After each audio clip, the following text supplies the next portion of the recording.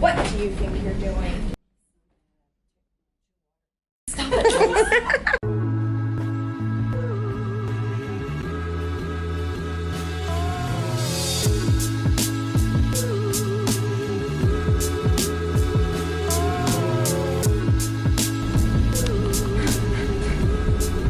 Somebody has asked me a very good question about why I use so many store brand products as opposed to professional products. Yeah. Very good question.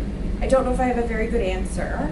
I do use professional hair products 95% of the time. I do like that John Frieda hairspray, although it's probably breaking my hair if I use, I think, Lacey, isn't it really bad for you if you use a ton of dry shampoo and a ton of hairspray all the time? It's a lot of alcohol. Yeah, that's what it is. My hair's like shriveling up and dying. Yeah. But I do use professional shampoo, conditioner, and other products. But like, and facial products, I am using over the counter. I did tell Dr. Kara Downey that at the event last week, and she's like, "What the hell is wrong with you?" I'm like, okay. So I'll be getting back on the Retin-A with her, and her Retin-A and vitamin C, and probably a fade cream.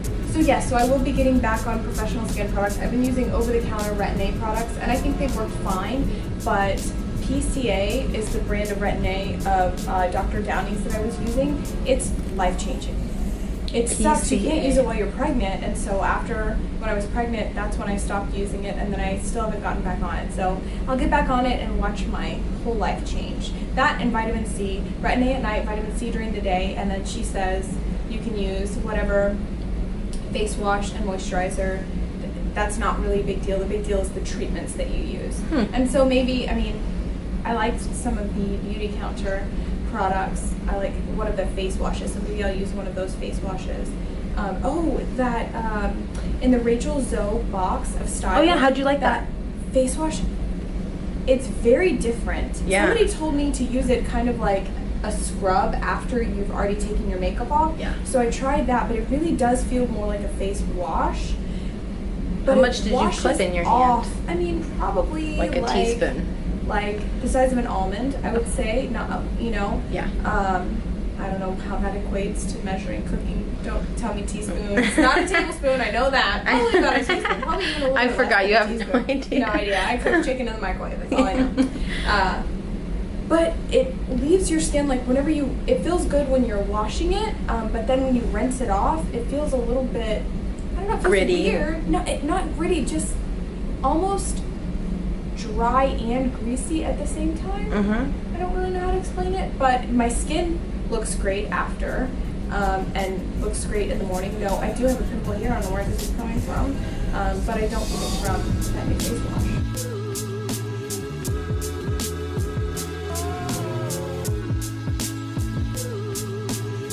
Okay, so shall we get into why I'm so proud to have turnover in my company? Yes.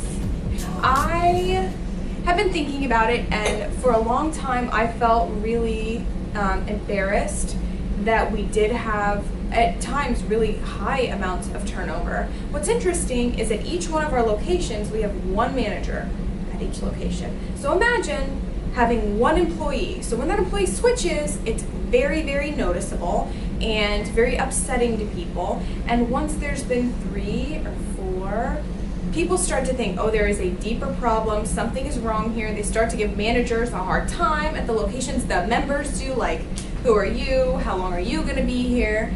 And I would feel really, really, really bad for that. Because let me clear that up. I was worried about what other people were thinking about me and what other people were assuming about our business. The first thing is, nobody will ever understand the decisions that Stephen and I are making. Nobody will ever fully understand it because they're not meant to. It's not their company. And until, you know, I like to describe it, and this has, if somebody is standing on the top of a plateau and they have somebody in a valley, no matter how much this person is describing to the person down here what everything looks like, the person down here can't see. They do not have the vision that this person has up here. So me trying to explain to members why I'm letting some of our employees go, or don't even explain them that. I just let them know, they're no longer with us, and I try to explain to them why. They're never fully going to understand because they only see from their point of view, which is natural, right? But we have had we've had times we've got some turnover. We do. We have our basic core group of people, and I hope that just continues to get stronger and stronger and stronger, because I heard something the other day and I love it. The first 10 people in your company that don't run away or get fired, I suppose, are the ones those are the most important people. That is the foundation of the company. So I used to be very, very sorry and feel like I needed to, that I owed an explanation to everybody as to why we do have turnover. And I still want I want everybody to understand, but I'm not nervous about it. And I will not keep somebody on our team that doesn't belong on our team.